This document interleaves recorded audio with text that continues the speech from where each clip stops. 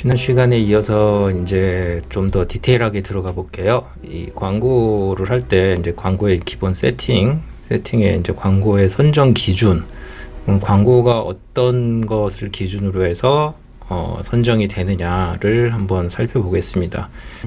아마존은 이제 PPC 이제 페이퍼 클릭이잖아요. 근데 그 또 다른 말로는 이제 CPC라고 하는데 이제 과금 방식이 입찰 방식으로 결정이 난다라는 뜻인데, 높은 입찰가를 제시한 사람, 그 사람의 키워드가 먼저 이제 선택이 됩니다.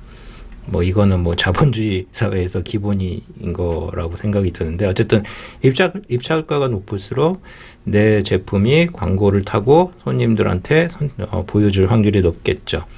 하지만 그러면 뭐 금액만 높으면 되느냐? 그건 아닙니다. 그 금액과 함께 이 적합성이라고 하는 요소도 같이 반영이 됩니다. 이 적합성은 이제 카테고리가 적당한지, 내 제품에 선정한 카테고리가 정확하게 잘 되어 있는지, 그리고 제품의 정보는 충분히 입력이 되어 있는지, 뭐 예를 들어서 뭐 사진이 한 장 있는 것과 7장 있는 것, 그리고 각 그 프로덕트 네임이나 파이브 월렛, 디스크립션 뒤에 그 백엔드 키워드까지 전부 다 입력이 되어 있는지 아닌지, 그것이 곧 제품의 정보력을 말하고요. 그 다음에 과거의 판매 기록, 이 제품이 뭐 오랫동안 리스팅이 되어 있는데도 실제로 아마존에서 거래가 별로 안 되고 있다.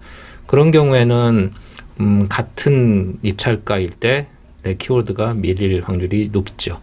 이런 것들을 다 감안한 게 적합성이에요. 그러니까 기본 베이직은 입찰가 기준으로 선정을 하고, 그리고 비슷한 입찰가 그룹일 경우 이 적합성의 점수가 높은 그런 광고물을 아마존이 선택적으로 그 고객의 모니터에 표시를 해줄 수 있는 광고가 형성이 되는 거죠. 그래서 이 PPC 광고 할 때는 그 시간적인 부분이 좀 있어요. 그러니까 다시 말해서 오늘 광고하고 내일 어떤 결과를 기대하기에는 좀 현실적으로 어렵습니다.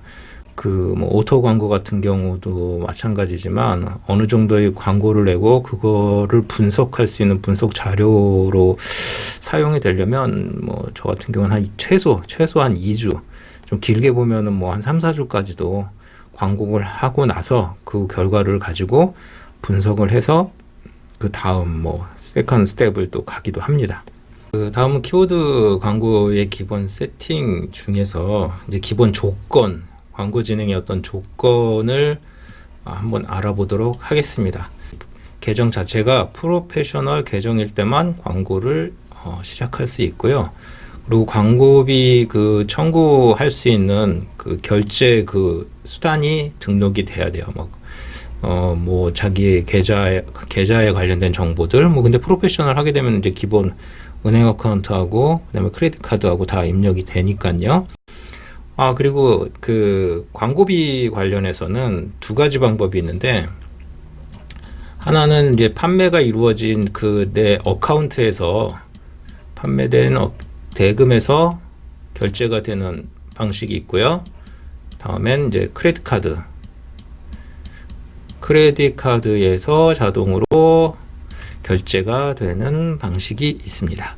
그러니까 그거는 본인의 상황에 따라서 카드에서 그냥 바로 빠져나가게 하는 게 더 유의하시면 그렇게 하고, 아니면 판매 대금에서 그냥 빼고 결산이 되고 나서 나머지 금액을 뭐 2주에 한 번씩 받잖아요, 아마존에서. 그때 그 금액에서 차감되도록 하는 게 있습니다. 그 다음에 이제 SP 가능한 그 카테고리라고 하는 건데, 이제 이거 SP는 이제 스폰서드 프로덕트 약자인데요. 그러니까 모든 제품을 다 광고를 할 수 있는 건 아니고요. 예를 들어서 뭐 성인용품이나, 그리고 좀 약간 센시티브한 프로덕트들 있잖아요. 그런 거는 광고가 되지 않습니다. 그러니까 광고하기 전에 내 제품이 그 센시티브한 그 캐러고리에 들어가는 건지 아닌지는 좀 미리 알아두시는 게 좋고요. 다음으로는 바이박스의 획득 자격이 보유가 되는지. 이 말은 뭐냐면은, 뭐 제가 혼자 팔고 있다면, 만약에 이제 PL로 팔고 있다면 PL 같은 경우에는 저 혼자 팔고 있으니까 뭐 대부분 제가 다 바이박스 차지하고 있겠죠. 하지만 제가 만약에 셀리어스로 하고 있다면 여러 셀러들이 한 제품을 여러 셀러들을 이렇게 파는 거잖아요. 그렇게 되면은 내가 그 바이박스를 갖고 내 제품이 바이박스인 경우도 있고 다른 셀러들의 제품이 바이박스인 경우가 있잖아요. 그러면 내가 그거를 광고를 하고 있더라도 바이박스 상태가 아니면 자동으로 광고는 해제됩니다. 그래서 내가 바이박스일 때만 광고가 돌아가는, 광고가 실제로 이제 역할을 하는 그런 시간대이기 때문에 뭐 좀 전투적으로 좀 팔고 싶으면은 이 당시에 뭐 가격을 내가 제일 싼 가격으로 하든지 어쨌든 최대한 내가 바이박스를 먹을 수 있는 그런 조건을 만들어 놓고 이제 광고가 돌아가도록 해야 정확한 분석이 나올 수 있겠죠. 다음으로 살펴볼 거는 이제 그 기본 세팅을 하기 위해서 이제 결정해야 될 사항들이 있잖아요. 어떤 것들을 결정해야 될 건가를 한번 정리해 봤습니다.